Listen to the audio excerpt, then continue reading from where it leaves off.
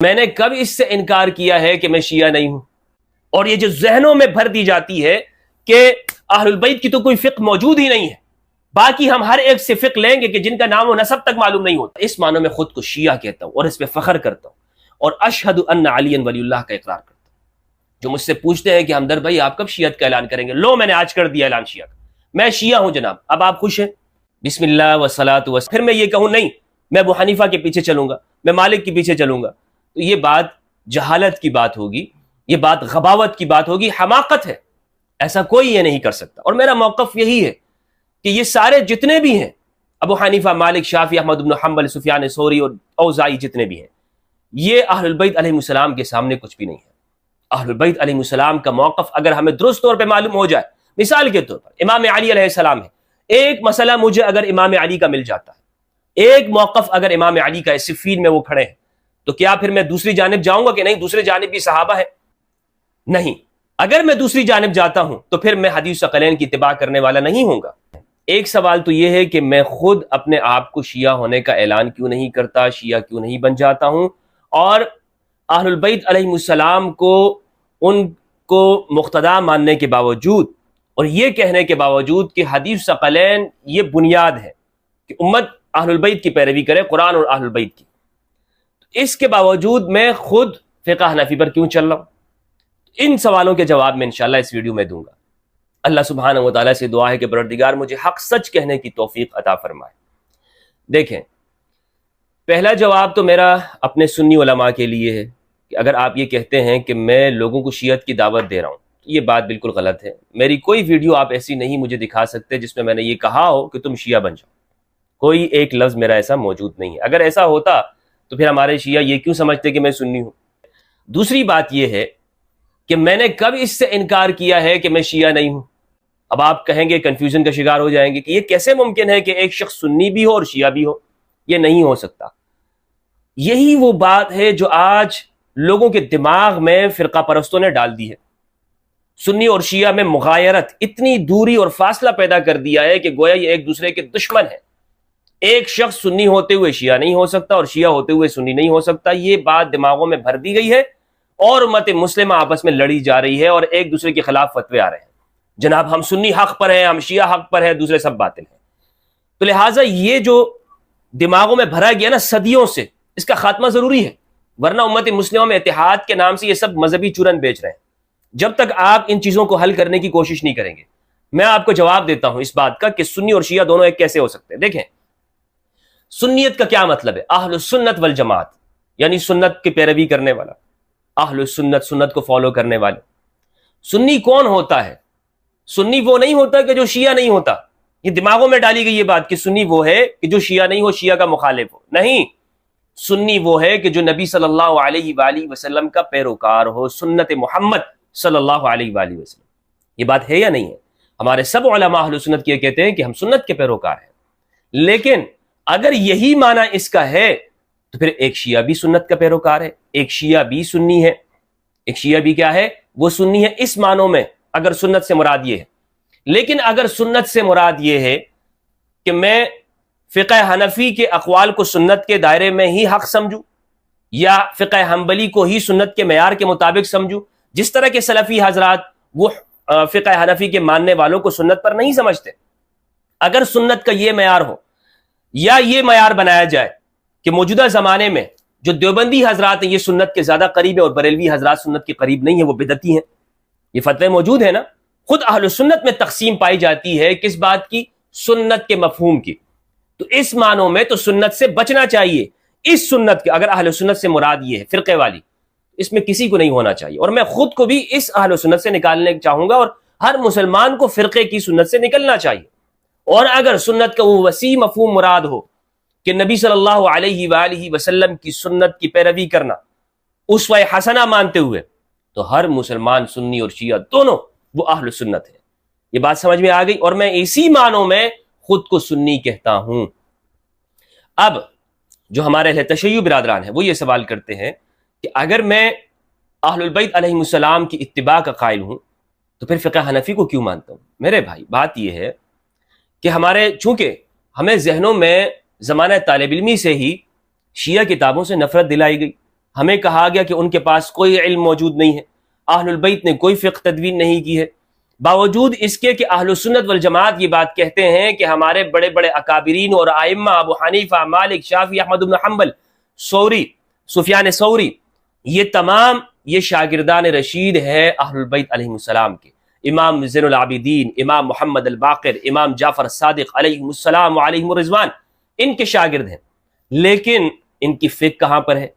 تو ہمیں چونکہ ہمیشہ متنفر کیا گیا ہے کہ ان کے پاس کوئی صحیح ذخیرہ موجود نہیں ہے، اس لیے ایک سنی کو شیعہ کتابیں پڑھتے ہوئے تردد ہوتا ہے، وہ یہ بات کہتا ہے کہ پہلے مجھے اپنی کتابوں کے اندر سے صحیح طور پر روایات مل جائیں تو میں اہل البیت کے ان اقوال کو مانوں گا، میں اہل البیت کے ان اقوال کو سب سے مقدم سمجھوں گا۔ تو اگر آپ مجھے یہ کہتے ہیں کہ میں اہل البیت علیہ السلام کی اتباع کیوں نہیں کر رہا ہوں، تو الیاذ باللہ، اللہ مجھے معاف فرمائے کہ میرے سامنے اگر کوئی اہل البیت کا قول مل جائے، ان کا عمل مل جائے صحیح طور پر اہل سنت کی کتابوں سے، اور پھر میں یہ کہوں نہیں میں ابو حنیفہ کے پیچھے چلوں گا، میں مالک کے پیچھے چلوں گا، تو یہ بات جہالت کی بات ہوگی، یہ بات غباوت کی بات ہوگی، حماقت ہے، ایسا کوئی یہ نہیں کر سکتا۔ اور میرا موقف یہی ہے کہ یہ سارے جتنے بھی ہیں، ابو حنیفہ، مالک، شافعی، احمد بن حنبل، سفیان ثوری اور اوزاعی، جتنے بھی ہیں، یہ اہل البیت علیہ السلام کے سامنے کچھ بھی نہیں ہے۔ اہل البیت علیہ السلام کا موقف اگر ہمیں درست طور پہ معلوم ہو جائے، مثال کے طور پر امام علی علیہ السلام ہے، ایک مسئلہ مجھے اگر امام علی کا مل جاتا ہے، ایک موقف اگر امام علی کا ہے، صفین میں وہ کھڑے ہیں، تو کیا پھر میں دوسری جانب جاؤں گا کہ نہیں دوسری جانب بھی صحابہ ہے؟ نہیں، اگر میں دوسری جانب جاتا ہوں تو پھر میں حدیث ثقلین کی اتباع کرنے والا نہیں ہوں گا۔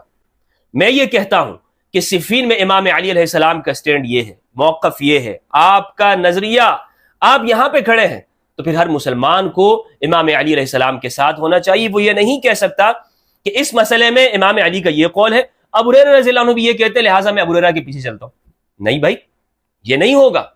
اور ہمارے عام طور پر سنی حضرات وہ یہی کر رہے ہوتے ہیں، امام علی کا موقف آ جاتا ہے، صحیح حدیث مل جاتی ہے، لیکن پھر بھی وہ یہ کہتے ہیں کہ اس میں دوسرے صحابہ کی رائے یہ ہے، اور وہ دوسری جانب چلے جاتے ہیں اور یہ چھوڑ دیتے ہیں۔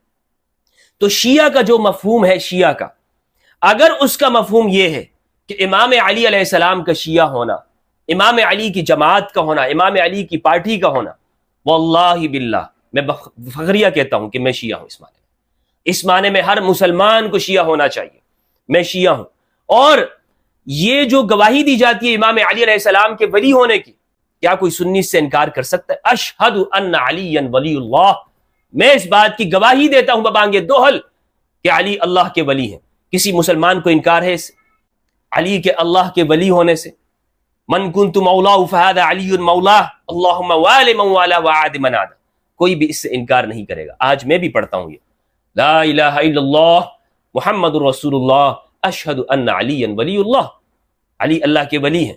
اس کو ملانے سے کوئی شخص سنیت سے نہیں نکلے گا، یا امام علی کی ولایت کا اقرار کرنے سے کوئی شخص بھی وہ سنیت کے دائرے سے نہیں نکل جاتا، لیکن ذہنوں پر تعصب کے پردے پڑے ہوئے ہیں، اور ہم یہ سمجھتے ہیں کہ ولی اللہ کا اقرار ہو گیا تو سنیت سے نکل گیا۔ اور دوسری جانب سے یہ سوال ہوتا ہے کہ پھر ایک شخص وہ پھر سنی گیٹ اپ میں کیوں ہے؟ وہ یہ کیوں کہتا ہے کہ میں خود کو شیعہ نہیں کہتا؟ مثلا میں اس چیز سے احتراز کرتا ہوں، اور یہ احتراز ہر مسلمان کو کرنا چاہیے، کیونکہ قرآن مجید میں جو ہمیں ٹائٹل دیا گیا ہے میرے بھائیوں، وہ ٹائٹل کیا ہے؟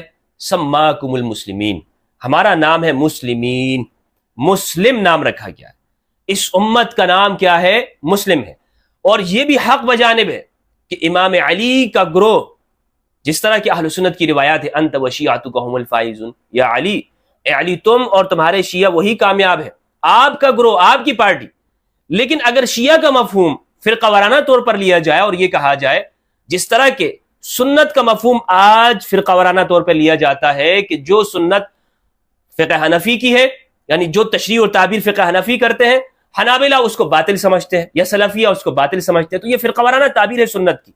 اگر یہی تعبیر آپ شیعہ کے لفظ کی لیتے ہو تو میں اس کو پسند نہیں کرتا، اور اگر آپ شیعہ کے لفظ کی وہ تعبیر لیتے ہو جو نبی صلی اللہ علیہ وآلہ وسلم نے دی، امام علی علیہ السلام نے دی، کہ امام علی کی جنگوں میں امام علی کو حق سچ سمجھنا، اور یہ اعلان کرنا کہ اگر میں اس زمانے میں ہوتا تو میں علی کے ساتھ ہوتا، میں علی کے قدموں میں ہوتا، میں علی کا ساتھ دیتا، میں ان زخمیوں کو پانی پلا رہا ہوتا جو صفین میں امام علی علیہ السلام کے ساتھ، میں کربلا میں امام حسین علیہ السلام کے ساتھ ہوتا، میں امام علی علیہ السلام کی اولاد میں اہل البیت علیہ السلام کا خادم اور ان کے قدموں میں ہوں، اگر شیعت کا یہ معنی ہے تو بسر و چشم یہ قبول کرنا چاہیے. لیکن یہ بات کہنا کہ نہیں آپ اس فرقے کے اندر آ جائیں، یہ ہرگز قبول نہیں، کیونکہ قرآن مجید نے نام کیا رکھا ہے؟ مسلمین. دیکھیں قرآن مجید کے اندر یہ جو شیعہ کا لفظ شین یا عین یہ مادہ یہ 9 جگہ پر استعمال ہوا ہے. شیعان اور شیعہ، کسی جگہ پر یہ مذمت کے معنی میں استعمال ہوا ہے یہ لفظ، اور کہیں قرآن نے اس لفظ میں اس کو مدح کے معنی میں استعمال کیا، یعنی انبیاء کے گروہ پر بھی شیعہ کا اطلاق کیا گیا ہے، اور احادیث میں امام علی کے گروہ پر اطلاق کیا گیا ہے. یعنی یہ لفظ مشترک ہے، یہ محب پر بھی آتا ہے اور عدو پر بھی آتا ہے. یہ لفظ ہر ایک کے لیے استعمال ہوتا ہے. قرآن مجید کے اندر ہے، سورہ الانعام کی آیت نمبر 65 کے اندر استعمال ہوا، اعوذ باللہ من الشیطان الرجیم بسم اللہ الرحمن الرحیم قل هو القادر على ان يبعث عليكم عذابا من فوقكم او من تحت ارجلكم او يلبسكم شيعا ويذيق بعضكم بأس بعض انظر كيف نصرف الآيات لعلهم يتفقهون لعلهم يفقهون. کہہ دو کہ وہ اس پر بھی قدرت رکھتا ہے کہ تم پر اوپر کی طرف سے یا تمہارے پاؤں کے نیچے سے عذاب بھیجے یا تمہیں فرقہ فرقہ کرتے. تو یہاں پر شیعان کا لفظ فرقے فرقے کے معنوں میں استعمال ہوا ہے، اور یہ بطور مذمت کے، کوئی بطور تعریف کے نہیں ہے. ان الذين فرقوا دينهم وكانوا شيعا، سورہ الانعام کی آیت نمبر 159 159. بے شک وہ لوگ جنہوں نے اپنے دین کو فرقہ بنا دیا، گروہ گروہ ہو گئے، وكانوا شيعا، اور وہ تقسیم ہو گئے، الگ الگ ہو گئے. لست منهم في شيء، آپ ان میں سے کچھ بھی نہیں ہیں. لست منهم في شيء انما امرهم الى الله ثم ينبئهم بما كانوا يفعلون. جب وہ اللہ کے پاس آئیں گے تو اللہ انہیں ان کے اعمال کی خبر دے دے گا، انہیں بتا دے گا کہ تم نے کیا کیا. سورت نمبر 15 آیت نمبر 10 وَلَقَدْ أَرْسَلْنَا مِن قَبْلِكَ فِي شِيَعِ الْأَوَّلِينَ، ہم نے آپ سے پہلے بھی انبیاء کے گروہ میں، آپ سے پہلے کے جو گروہ ہیں انبیاء بھیجے ہیں. تو شیعہ انبیاء کرام کے اوپر، ان کے گروہ پر استعمال ہوا یہاں پر لفظ شیعہ کا قرآن نے استعمال کیا، تو یہاں بطور مدح کے ہے. ثم اچھا سورت نمبر 19 آیت نمبر 69 سورہ مریم کی ہے، ثم لَنَنزِعَنَّ مِن كُلِّ شِيعَةٍ أَيُّهُمْ أَشَدُّ عَلَى الرَّحْمَنِ عِتِيًّا، پھر ہم ہر جماعت میں سے ہم ایسے لوگوں کو کھینچ نکالیں گے جو خدا سے سخت سرکشی کرتے تھے. تو یہاں پر بھی بطور مذمت کے استعمال ہوا ہے شیعہ کے. ان الذين يحبون ان تشيع الفاحشة، سورت نمبر 24 آیت نمبر 19 سورت النور کی یہ آیت ہے. فرمایا بے شک وہ لوگ کہ جو پسند کرتے ہیں کہ پھیل جائے بے حیائی. تو یہاں پر شیعہ پھیلنے کے معنی میں، اشاعت، نشر و اشاعت کا جو لفظ ہوتا ہے پھیلانا، تو مومنوں کے معاشروں کے اندر جو لوگ بے حیائی پھیلانے کو پسند کرتے ہیں، تو یہاں پر بطور پھیلانے کے یہ لفظ استعمال ہوا قرآن مجید میں. اسی طرح سورت نمبر 28 آیت نمبر 4 ہے سورت القصص کی، ان فرعون علا فی الارض وجعل اہلها شیعا، فرعون نے زمین کے اندر سرکشی کی اور اس نے مصر والوں کو گروہ گروہ میں تقسیم کر دیا. تو یہاں پر بطور گروہ کے استعمال ہوا ہے سورت نمبر 28 آیت نمبر 4 میں. اسی طرح سورت نمبر 28 آیت نمبر 15 کے اندر استعمال ہوا یہ لفظ. سورت نمبر 30 آیت نمبر 32 کے اندر یہ استعمال ہوا ہے من الذین فرقوا دینہم وکانوا شیعا. سورت نمبر 37 آیت نمبر 83 سورت الصافات کے اندر استعمال ہوا ہے وَإِنَّ مِن شِيعَتِهِ لَإِبْرَاهِيمَ، اور وَإِنَّ مِن شِيعَتِهِ، اور انہی کے پیروں میں ابراہیم علیہ السلام تھے انبیاء کرام میں سے. ثم اغرقنا الآخر، یہ پچھلی آیات آپ دیکھیں گے، عبادنا المؤمنین میں سے. تو انبیاء کرام کے اوپر اور ان کے گروہ کے اوپر قرآن مجید میں یہ لفظ استعمال ہوا ہے. کون سا لفظ استعمال ہوا ہے؟ شیعہ کا. تو شیعہ کا جو لفظ ہے یہ کبھی بطور مدح کے استعمال ہوتا ہے، بطور مذمت کے بھی استعمال ہوا ہے قرآن مجید میں. تو لہٰذا کوئی شخص یہ نہیں کہہ سکتا، جس طرح ہمارے یہاں فرقہ پرست مولوی وہ کہتے ہیں مذمت والے جو لفظ ہیں وہ شیعوں کے اوپر فٹ کرتے ہیں، کہتے ہیں دیکھو قرآن میں ان کی مذمت آئی ہے. بھائی اگر قرآن میں جہاں پر مذمت کے الفاظ ہیں اس گروہ کو استعمال کیا ہے تو وہاں پر مدح کے اندر بھی استعمال ہوا ہے. حضرت موسیٰ علیہ السلام کے جو افراد ہیں جو ان کے لیے شیعہ کا لفظ استعمال ہوا ہے، ابراہیم علیہ السلام جو ابو الانبیاء ہیں ان کے لیے شیعہ کا لفظ استعمال ہوا ہے. تو بطور مدح کے بھی ہے. مگر ہمیں کون سا ٹائٹل استعمال کرنا چاہیے؟ آج کے اس زمانے میں ہمیں ٹائٹل استعمال کرنا چاہیے مسلم کا. میں اس کے حق میں ہوں، لیکن اگر ایک شخص خود کو سنی کہتا ہے یا شیعہ کہتا ہے تو یہ غلط بات نہیں ہے، یہ غلط بات نہیں ہے. مگر اس سے احتراز کرنا چاہیے. اور ہمیں حکم کس چیز کا ہے؟ قرآن مجید کا، قرآن مجید کی پیروی کرنے کا اور اہل البیت علیہ السلام کی اتباع کرنے کا ہمیں حکم دیا گیا ہے. اب مثال کے طور پر بہت ساری چیزیں ایسی ہیں کہ جو سیاسی اختلافات کی وجہ سے ہمارے عقائد کا حصہ بن گئے اور وہ روایات میں شامل ہو گئی. اس کی میں مثال آپ کو دیتا ہوں، جیسے ترتیب صحابہ میں افضلیت والی بات ہے کہ کون سا صحابی سب سے زیادہ افضل ہے۔ ہمارے اہل سنت میں ترتیب بنائی گئی ہے، حضرت ابوبکر رضی اللہ عنہ، عمر رضی اللہ عنہ، عثمان رضی اللہ عنہ اور امام علی علیہ السلام، یہ ترتیب، پھر عشرہ مبشرہ۔ اس ترتیب افضلیت کو آپ دیکھیں تو یہ سیاسی اختلافات کی بنیاد پر ہے، احادیث میں کہیں پر اس کا ذکر موجود نہیں ہے کہ نبی صلی اللہ علیہ وآلہ وسلم نے فرمایا ہو کہ میرے بعد یہ افضل، یہ افضل، یہ افضل، نہیں، بلکہ امام علی علیہ السلام کی جگہ جگہ پر نبی صلی اللہ علیہ وآلہ وسلم نے خصوصیات بیان فرمائی ہیں، اور جتنی خصوصیات امام علی کی ہیں باقی کسی کے نہیں ہیں۔ لیکن جب بعد میں خلافت کے ادوار آئے تو اسی کو پھر افضلیت سمجھ لیا گیا، چونکہ یہ مسئلہ بعد میں کھڑا ہوا کہ یہ خلافت پہلے پر ہے، دوسرے پر ہے، تیسرے پر ہے، امام علی علیہ السلام کی چوتھے نمبر پر خلافت ہے، تو یہ سمجھ لیا گیا کہ امام علی علیہ السلام اگر چوتھے نمبر پر آتے ہیں تو آپ کی افضلیت میں بھی چوتھا نمبر ہے، باقی اس کا قرآن اور حدیث سے کوئی تعلق نہیں ہے۔ امام علی علیہ السلام یعنی اس ترتیب کا کہ سب سے افضل وہ ابو بکر ہے، پھر عمر ہے، عثمان ہے، علی ہے، یہ ترتیب کہیں قرآن میں بیان نہیں ہوئی ہے اور احادیث میں اس کا ذکر نہیں کیا گیا، مگر اسے سمجھ لیا گیا اور آج ایک سنی کی پہچان یہی قرار دے دی گئی۔ یہ ہے فرقہ واریت، یہ ہے اہل البیت علیہ السلام سے دوری، اور یہ جو ذہنوں میں بھر دی جاتی ہے کہ اہل البیت کی تو کوئی فقہ موجود ہی نہیں ہے، باقی ہم ہر ایک سے فقہ لیں گے کہ جن کا نام و نسب تک معلوم نہیں ہوتا، اور اہل البیت جو درخشندہ ستارے ہیں جو کہ قرآن اور اہل البیت جن کی جگہ جگہ پر اتباع کا حکم دیا گیا ان سے دین ہم نہیں لیتے۔ اسی طرح حدیث عشرہ مبشرہ، یہ حدیث بھی سیاسی طور پر اس کو سمجھا گیا ہے، یعنی آپ اس حدیث پر اگر نظر ڈالیں گے کہ 10 وہ ہیں وہ صحابہ جنہیں ایک مجلس میں نبی صلی اللہ علیہ وآلہ وسلم نے جنت کی بشارت دی، تو اس کے اندر اہل البیت کہاں پر ہے؟ سیدہ زہرا کہاں پر ہے؟ ایک انصاری صحابی اس میں نہیں ہے، جبکہ قرآن مجید نے جو ترتیب افضلیت بتائی ہے سورہ توبہ کی آیت نمبر 100، صحابہ کے حوالے سے، صحابہ کرام کو سمجھنے کے حوالے سے سورہ توبہ آیت نمبر 100 یہ تمام مسائل کو اشکار کر دیتی ہے۔ مثلا صحابہ کرام میں جو افضلیت کی بات ہے، قرآن کہتا ہے مہاجرین اور انصار افضل ہے، کیا فرمایا؟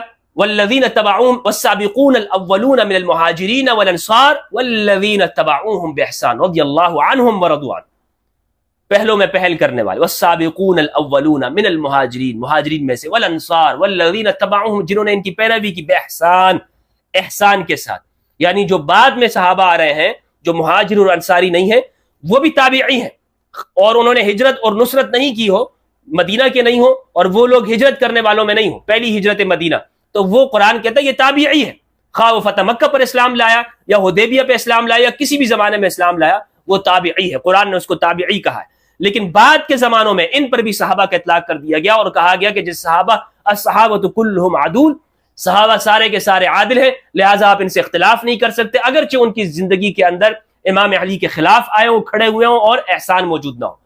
تو ہم نے ہر چیز کو اس فرقہ وارانہ نقطہ نگاہ سے دیکھا، اور یہ سوال ہمارے اوپر کیا جاتا ہے، اور آج بھی کوئی شخص اگر قرآن و سنت کی دعوت لے کر اٹھتا ہے تو فوراً ہی یہ سوال پیدا کیا جاتا ہے اور کھڑا ہو جاتا ہے کہ آپ سنی ہیں یا شیعہ ہیں۔ بھائی اس معنی کے اندر جو میں نے آپ کو بتا دیا، میں اپنے آپ کو سنی کہتا ہوں۔ کس معنوں میں؟ اس معنوں میں کہ نبی صلی اللہ علیہ وآلہ وسلم کے سنت کے پیروکار، اور اس معنوں میں خود کو شیعہ کہتا ہوں اور اس پہ فخر کرتا ہوں، اور اشہد ان علی ولی اللہ کا اقرار کرتا ہوں۔ جو مجھ سے پوچھتے ہیں کہ ہمدرد بھائی آپ کب شیعت کا اعلان کریں گے، لو میں نے آج کر دیا اعلان شیعہ کا، میں شیعہ ہوں جناب۔ اب آپ خوش ہیں؟ اب آپ دوبارہ سے پھر مجھ پہ یہ سوال کریں گے، پھر میں آپ کو ویڈیو بنا۔ لیکن اگر آپ کے دماغ میں کچرا بھرا ہوا ہے اور آپ یہ سمجھتے ہیں کہ نہیں شیعہ کا وہ مفہوم جو آج کے زمانے میں، بھائی آج کے زمانے میں بہت ساری چیزیں بدل گئی ہیں، آج ہمارے ہاں خود اہل تشیع میں اختلاف ہے۔ آپ دیکھ لیں، میں کوئی حدیث کا قائل ہے، کوئی مقلد ہے، کوئی غیر مقلد ہے، کوئی فقہا کی تقلید کرتا ہے، کوئی کس کی تقلید کرتا ہے۔ اگر مثال کے طور پر آج میں نے تشیع کو قبول بھی کر لیا کہ جناب میں اس معنی کے اندر ہوں جو آج سمجھا جاتا ہے، پھر مجھ سے پوچھا جائے گا کہ آپ مقلد ہیں غیر مقلد ہے، پھر کیا جواب ہوگا؟ پھر اگر میں مقلد ہو گئے تو غیر مقلد ناراض، اور اگر غیر مقلد ہو گئے تو مقلد ناراض۔ ہم نے لوگوں کو خوش کرنا ہے، یا اگر میں نے سید سیستانی حفظہ اللہ کی تقلید کروں تو جناب خامنہئی کی کیوں نہیں کر رہا ہوں، خامنہئی کی کروں تو ان کی کیوں نہیں کر رہا ہوں، مراجع الگ ہے، تو یہ تقسیم موجود ہے نا۔ تو اس لیے مجھ سے آپ یہ مطالبات کیسے کر سکتے ہیں جب واضح بات ہے نبی صلی اللہ علیہ وآلہ وسلم نے فرمایا قرآن اور اہل البیت، اس پہ مت کیوں راضی نہیں، اس پہ کیوں راضی نہیں ہیں آپ؟ رہ گئی بات یہ کہ میں شیعت کے لفظ سے چڑھ کھاتا ہوں، ایسے ہرگز یہ کوئی بات نہیں ہے، میں نہیں اس سے چڑھ کھاتا ہوں، مجھے اس سے کوئی خوف لاحق نہیں ہے۔ اگر آپ مجھے شیعہ سمجھتے تو سمجھتے رہیں، سنی سمجھتے تو سمجھتے رہیں، لیکن ہم خود کو کہاں پہ رکھیں؟ تو خود کو ہم اس لیے یہاں پہ رکھنا پسند کرتے ہیں کہ ان اختلافات میں اگر آپ پڑھ گئے اور آپ نے اپنے آپ کو ایک مخصوص ٹائٹل دے دیا تو پھر جناب آپ اس کا مطلب یہ کہ آپ لوگوں کو خوش کر رہے ہیں، آپ عام فرقوں والوں کو لوگوں کو خوش کر رہے ہیں، اللہ کو خوش نہیں کر رہے۔ قرآن میں حکم ہے واللہ ورسولہ حق و یرضوا، اللہ اور اس کا رسول حقدار ہے کہ آپ انہیں خوش کریں، نہ کہ فرقوں کو آپ خوش کریں۔ اور رہے گا یہ بات کہ میں ابو حنیفہ رحمہ اللہ کی فقہ کی پیروی کرتا ہوں اور میں دوسری جانب اہل البیت کی اقتداء کا کہتا ہوں، تو یہ تو واضح طور پر کنٹروڈکشن ہے، واضح طور پر تضاد پایا جاتا ہے۔ تو یہ تضاد نہیں ہے۔ دیکھیں ابو حنیفہ رحمہ اللہ کے حوالے سے میرے خاص موقف ہے، خاص تعبیر ہے میری ان کے حوالے سے۔ اگر آپ نے میری وہ ویڈیوز نہیں دیکھی جو ابو حنیفہ رحمہ اللہ کے حوالے سے، تو پھر آپ کے ذہن میں یہ سوال پیدا ہوگا۔ میں تو ابو حنیفہ رحمہ اللہ کو شیعہ گروہ کا ہی ایک حصہ سمجھتا ہوں۔ یہ الگ بات ہے کہ بعد میں زمانے میں وہ تعبیرات بدل گئیں اور قاضی ابو یوسف جب عباسیوں کی حکومت کے اندر انہوں نے عہدہ قبول کر لیا تو پھر فقہ حنفی کو ایک رواج دے دیا گیا، ورنہ تو ابو حنیفہ وہ ایک شیعہ فرد تھے۔ اور میں یہ سمجھتا ہوں کہ وہ امام ابو حنیفہ رحمہ اللہ، امام جعفر الصادق، امام باقر علیہ السلام کے شاگرد رہے ہیں، تو ہو سکتا ہے انہوں نے یہ مسئلہ وہاں سے سیکھا ہو، وہاں سے اخذ کیا ہو۔ اور فروعیات کے اندر یہ بھی فروعیات کے باقی عقائد کی جو باتیں ہیں، یعنی عقائد میں شمار یہ کیا جاتا ہے کہ ہمارا واضح ہم کہاں پہ کھڑے ہیں۔ دیکھیں ایک مثال میں آپ کو دیتا ہوں، شاید آپ میری اس بات کو سمجھ جائیں۔